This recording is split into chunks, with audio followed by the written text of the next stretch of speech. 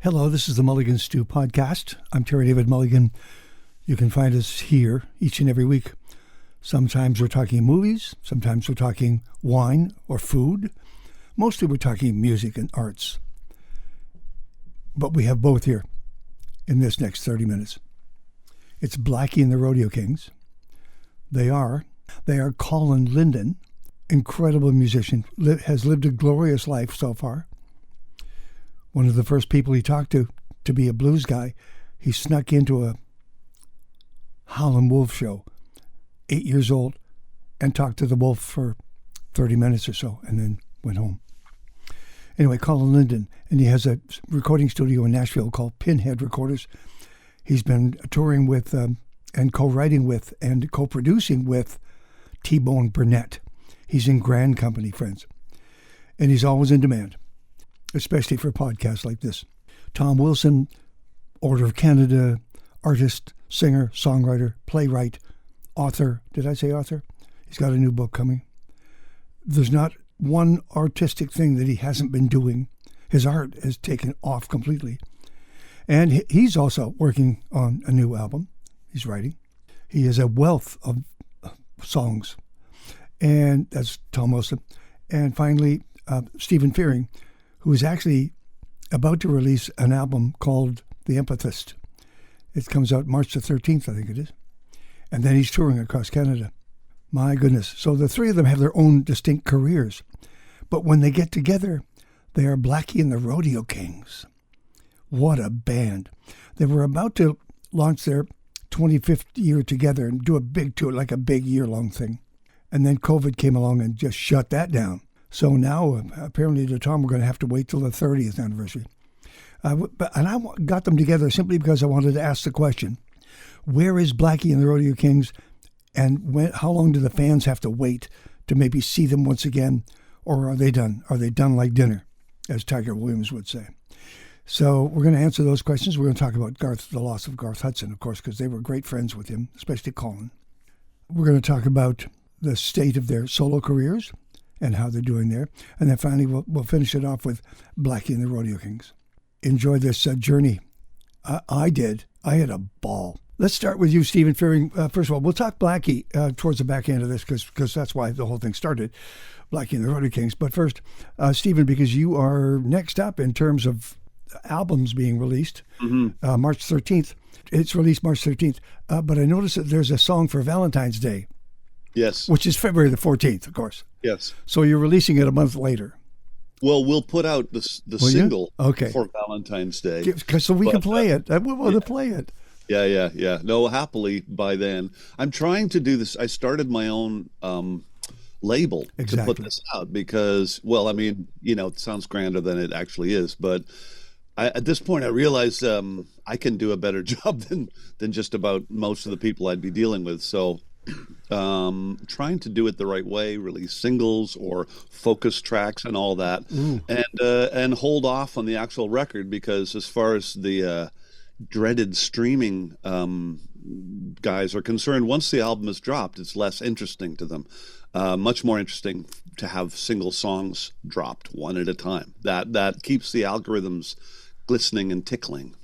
So that's what we're doing. You're tickling. You're teasing. Tickling the algorithms, yeah. Tickling, glistening algorithms. Yes. So that first single, the first thing you released, it surprised me for its push, those horns in there. I just loved it. Me too. I was really happy. I got to record this album with three really great musicians. Ken Coomer, who co-produced it with me as the drummer at his studio in Nashville, just down the road from where Colin lives, and Johnny Diamond, of course, on bass. Yeah. I wanted one person there who I was really familiar with and such a good friend and a great martini maker. And then this guy, Jim Hoke, who Colin introduced me to as well. And Jim is truly a multi-instrumentalist. As a lot of people claim to be, but he really is, in that it's hard to pin down exactly what his main instrument is because he can play this huge variety. And so here comes Thomas.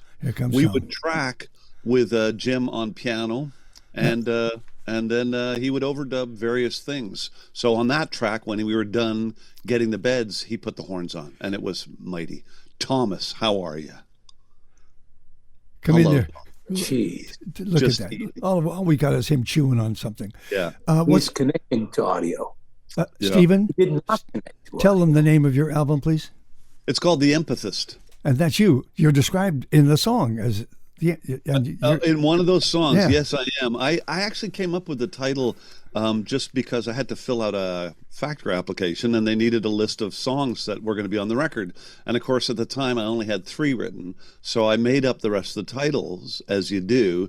And the word empathist came into my head. And I thought, oh, that's an interesting word because it's not actually a word.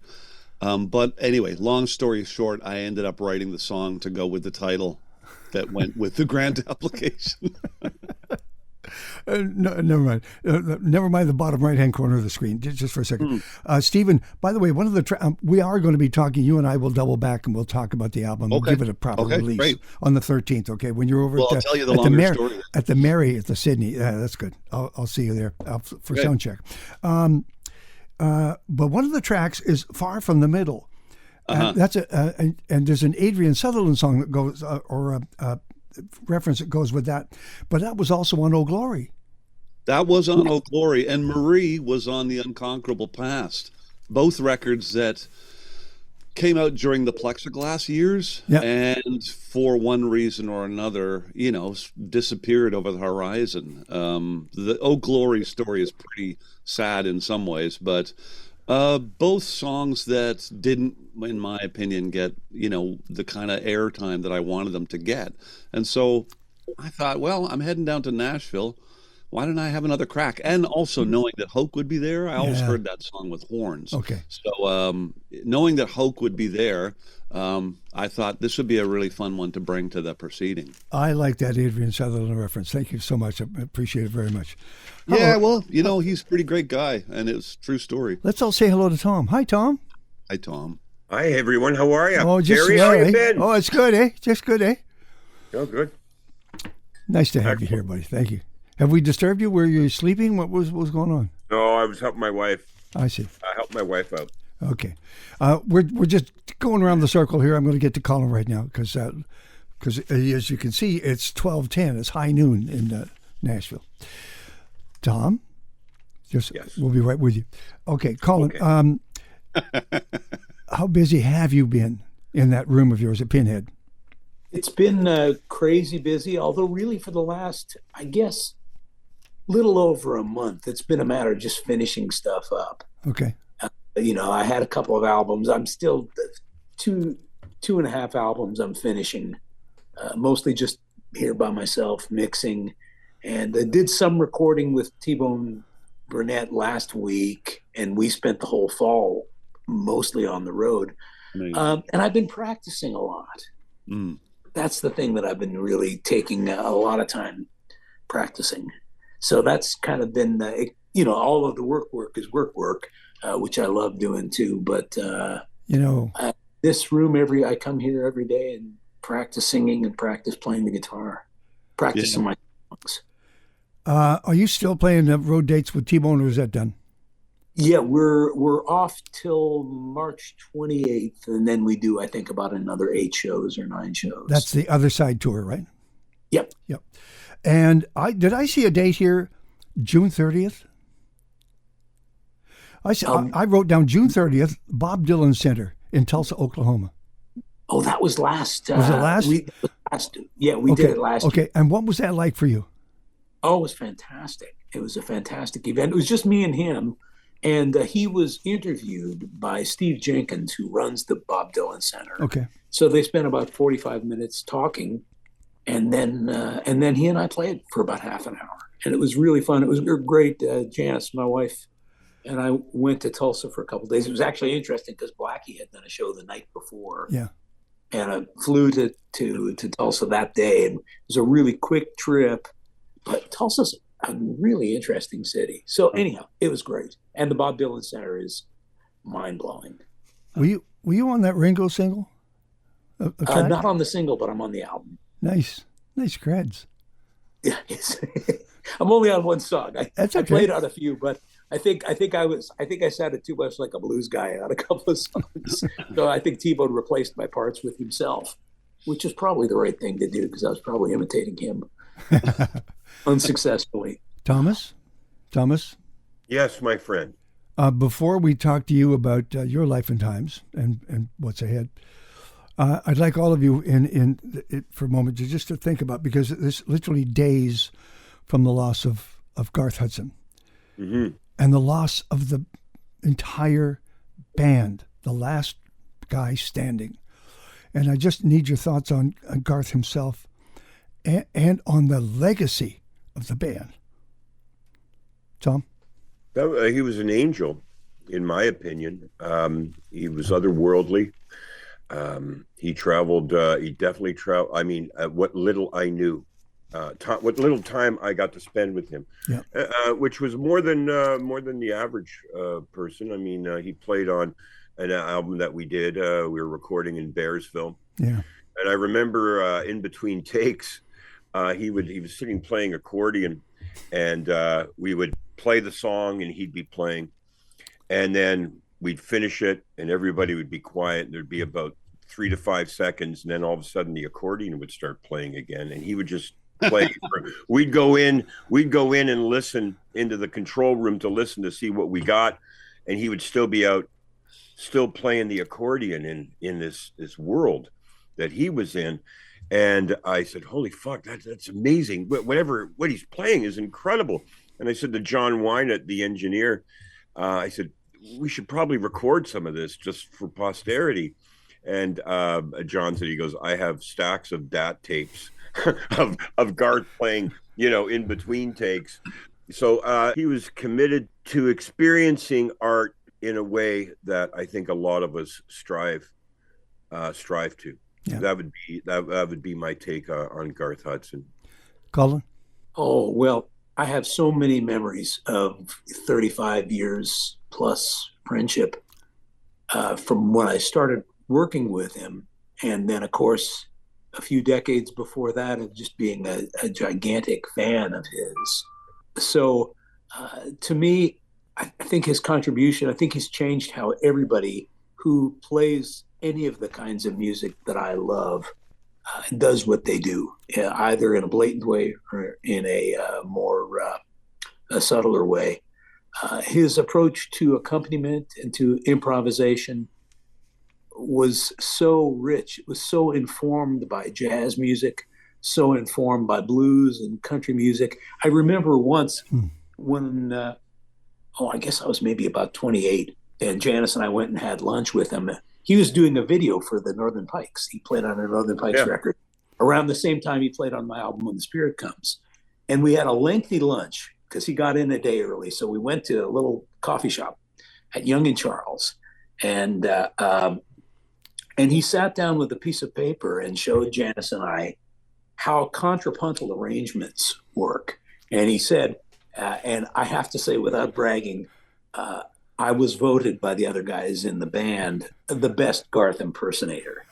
And he said, the way that traditional country and Western Nashville arrangement works contrapuntally is very much the same as how the better classical composers would put together their arrangements. And he drew this diagram of how one thing would start high and go low, and the next thing would start low and go high, and then 30 seconds in, another thing would come up. And I mean, he was extremely generous. He was kind-hearted and tremendously humble and gentle soul and otherworldly musician. And when I think about him, and this is something that Stephen and Tom know for sure, is Richard Bell said the best thing about him. And Richard played with him in the band from from March of 92 until end of 99 when Danko died. But Richard said, there are all the musicians in the world, and then there's Garth. And that's kind of, because he's sort of like no one else. And I could spend the whole day talking about him, and it's exceedingly sad for the world that he's not in it physically anymore.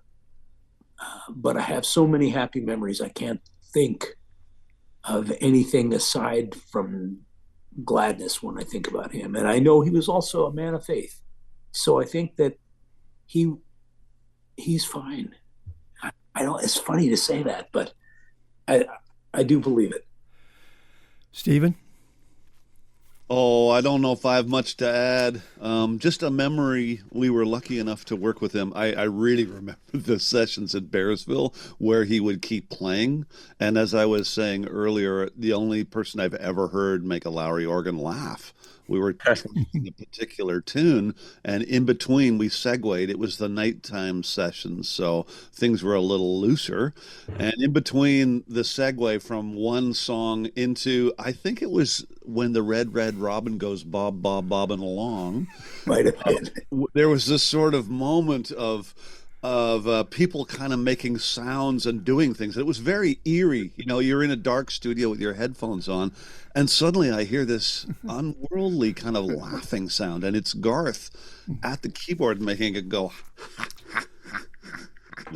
And he was a tremendous guy. I will tell you briefly that we got to do the Glenn Gould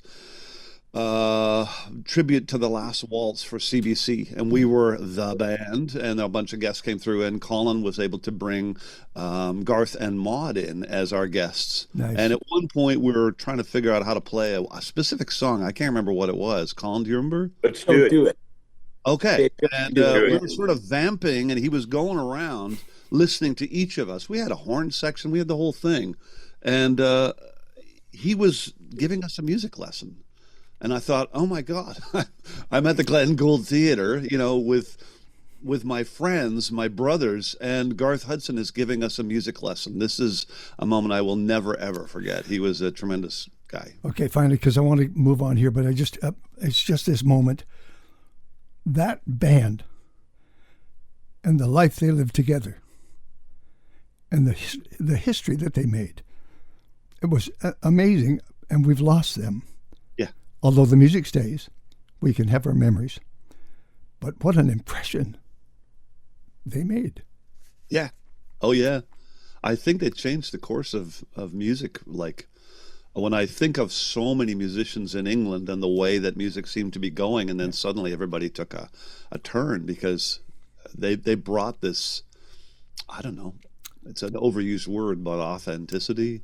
They brought that to the table. Tom? Spades. You know what? They played music like they were trying to survive, and they were trying to survive in bars. Remember when we were in England at the BBC, and some jaunty gent said, "Well, you have a very southern sound." And I said, "Oh, you mean like a Southern Ontario sound?" And he said, "Well, surely I don't know what you mean." I made up a story. I didn't make up a whole story, but I said, there's a highway that runs out of Hamilton that we call the Mystic Highway, Highway 6 South, that runs from Upper James and the Millionaire Drive-In down to Lake Erie. And I said, it's the highway that, the Six Nations Reserve is on, where Robbie Robertson spent his summers, with his family there. I said, it's the same road, where Ronnie Hawkins and the Hawks used to go down and play Summer Gardens in Port Dover. And I said, it's the same highway where, Ronnie Hawkins fired his bass player, Rebel Payne, and found this kid who grew up shitting in a Crisco can out by Turkey Point, Ontario. I said, and it's where the band lived on Highway 6 and on so many other highways in Ontario. And their understanding of being able to incorporate country and blues and jazz and classical to some extent, to my ears, is what gave the birth to what we know now as Americana music and beyond. And Colin Linden can speak about music and origins and passion with music better than anybody I know, but I'm sure that he's in agreement with some of what I said. Oh, beautiful book. And I mean, the thing that I'm always sort of drawn to remember, and it's something that I had a feeling about long before I ever got to work with them or know them, was that there was a real sense of acceptance of these 5 characters who were wildly unique, each one of them, was a wildly unique character. But together. It was based that way because of a great sense of acceptance. Yeah. And faith in one another. Yeah. And that is, I think, more than anything else, more than the music and more than even the work ethic, because they had a pretty strong work ethic too from early on. But I think that sense of acceptance in one another is the thing that all musical ensembles can get from them, regardless of the style of music or what you're trying to do. I think you get the best, the truest situation where the total is greater than the sum of the parts, when you have a really accepting environment. Okay. Now, well, you can see what effect it has on me. It's the loss. Yeah. And then remembering the life, you know. Now, here's the thing. I got to get to Blackie, but first I got to get to Tom. Tom, I ran out of ink writing about the projects you're working on. And things like soundtracks. You're doing soundtracks. You and Thompson. And these singles that we're getting right now are songs from the play? Well, they're songs from the play that we decided to develop and use my voice rather than the actors on. So, yeah, they're songs that I wrote for the play or that I wrote before the play came along that just fit perfectly into the thread. Who else is going to give me a song called Death Row Love Affair? Sunhouse came pretty close on that one. Yes, sure. Death Letter. And the new single is Blue Blue World, right? Yeah. Okay. I'm very embarrassed to say that I can't keep track of a few things these days. I'm right now.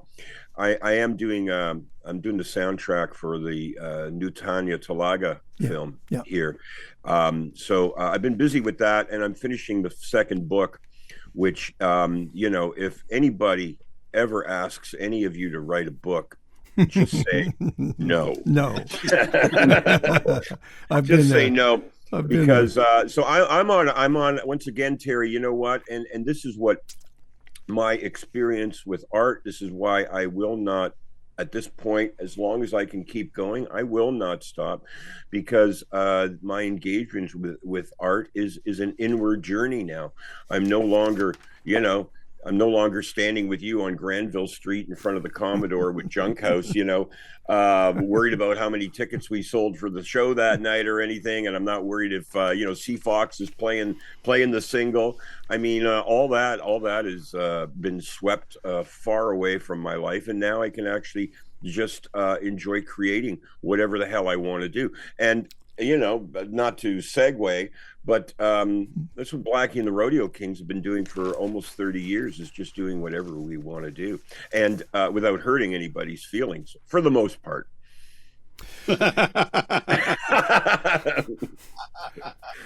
I'll tell you guys. I mean, there's a few sound technicians and a few promoters that would disagree with me there, but you know what? Sometimes people have to be told, Terry. It's just the way it is. Blackie, maybe one day we'll go back to some of those places. Thank you. We'll do a makeup tour, tour of Smithers. So here's the deal, you guys. Let's use the time we have left to talk Blackie, if it's okay with you, because I can't keep up to your current day lives as best I can, but that's a full-time job. Blackie was set up to be a rise and fall, a come and go. You would gather, you would make music, you would, whatever you did, you tour, and then you'd go your separate ways because you had your own careers. You still have your own careers. God bless you. But what about Blackie? That's my thing. What's going on with Blackie? Anyone? We aren't waiting for a good reason to gather in Nashville.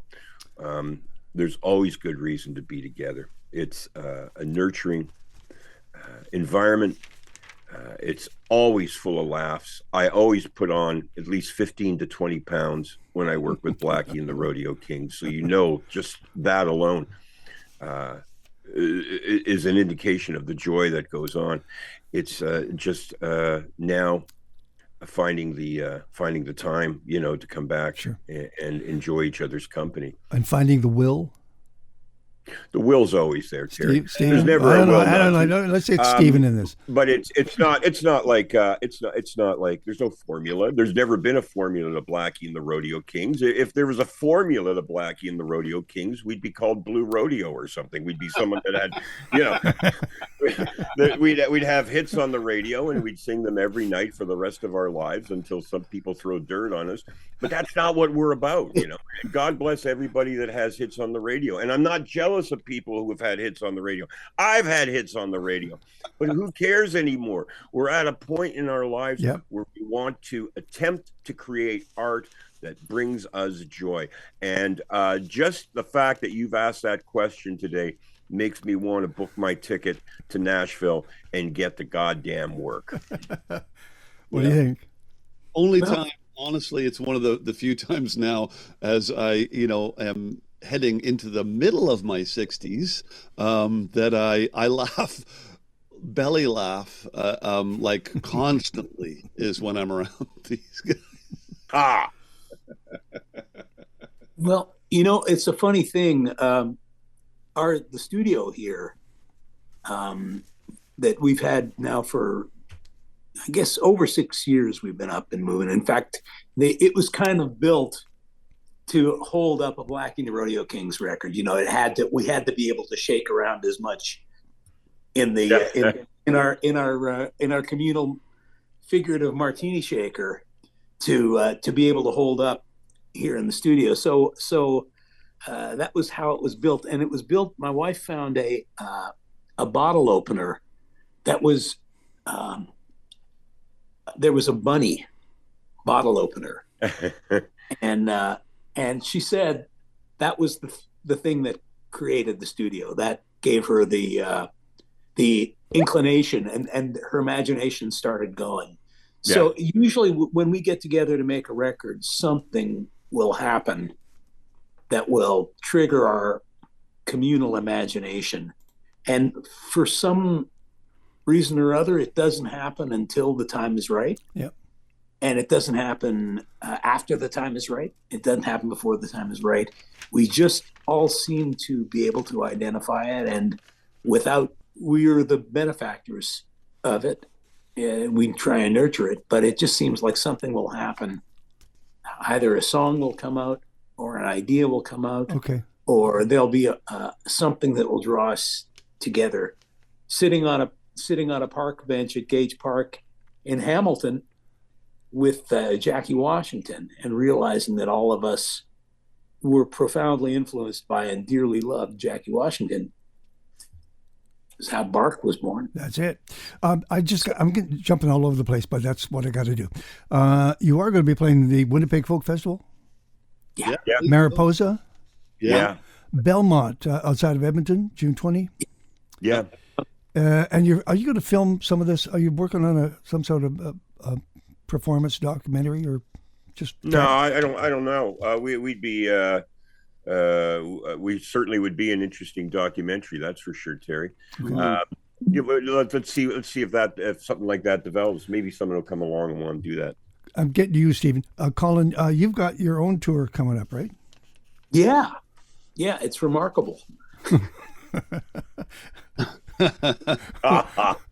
I wanted to book some gigs and ended up getting about, I guess, maybe 20 some odd, or nearly 30, which for me is really a lot. But when they started coming in, I started just liking to say yes, and it all seemed like good things. I'm starting an album soon, February 7th, and I don't know when it's going to be finished. I mean, sometimes they take me years to do. A Colin Linden album? Sometimes they take like 4 days. You know him. I hear he's difficult. He is a pain in the ass. Stephen, hold on a second. Colin, just for a second. Stephen, I have some dates here. Hold that thought. I just want to get him in. I see that you sold out the Carleton twice. 2 nights in a row. 2 nights in a row. What a great room that is. That's fantastic. I know. It'll be nice to see Mike, too. I haven't seen him in a long long time. Wonderful. Yeah. I see that May 13th, you're at the Mary Winspear, just down the road here with the Sentimentals. Yep. The 14th at Brackendale, and I think, Colin, you're going to go to Brackendale. Well, if you ever get there when the eagles show up, there's 200-300 eagles sitting in the trees waiting for the salmon to come up and then drift down. It's a food source. Just don't be in the food chain. Festival Place on March the 21st, the Sentimentals at Sherwood Park, the 22nd at River Park Church in Calgary, and then on and on and on. Colin, these dates are all on my website, but what's cool is I'm doing them with this band, the Sentimentals, who are a bunch of Danish guys I've known since 2018. And, playing in a band like this is very infectious, and it's not something I get to do that often. I sort of go from being a member of the Rodeo Kings, which is like being strapped to the front of a cowcatcher on a train, and then suddenly I'm like drifting off into space on my own. I'm just in the sort of eerie silence of the solo guy. So I really thought it would be fun to be able to do some shows with a band. And given that this album is very band oriented, it's bringing them over was really a great impetus to do that. So I'm excited. They've never seen this part of Canada. It's going to be really fun. Okay, watch this. Is there anything anybody wants to promote right now? You got an open channel here. What do you, anything? Yep, yeah, open hearts and peace. How's that? Yeah, that's a good one. Yeah. I'm with you fellers. Yeah. Colin, was there something you wanted to add? I'm sorry, I had to put you on hold there for a second. Anything? I think if there was, I forgot. Is there or is there not a Blackie? Will we or will we not see Blackie and the Rodeo Kings this year for a while? Let's save it for 30 years. Everything. It's funny. I've been listening to Colin and Stephen and their tour dates, and I'm already exhausted. I am the elder in the band. I am the oldest member of this part of the band, anyway. And my mother was sick this year, and I didn't want to travel. I didn't want to get on a plane to travel, so I just toured around Ontario, and I was very happy doing that. But every once in a while, I go back to sitting in the Night 2 coffee house, listening to Stan Rogers about 10 feet away from me singing, "I'll go to sea no more." And sometimes I feel like that's approaching me, and I'm scared of that. So I do want to get out and play because I don't want that taken away from me. And I'll talk to the other two members of Blackie. When you get to this tender age, Colin and Stephen, that I'm at, you actually cherish every moment. It's richer and greater and deeper in color. And I think that, we better get out and play before we can't go to sea anymore. Well, I remember a couple of years ago on a tour bus, you saying, "I'm so tired. I'm just so tired." And I remember thinking, what? What are you talking about? Yeah. I understand. Well, I've been in a band for the last few months with a band leader who hasn't been on the road in 18 years and who just turned 77 years old a few days ago. And he's been busy working with an artist who is 84. And he's also been recording another artist who's 83 and doing music for a choreographer who I think is 88. And he produced a bunch of tracks for another artist who's 91. So I kind of feel like to quote the former Prime Minister of Canada, Jean Chrétien, "We're just getting warmed up."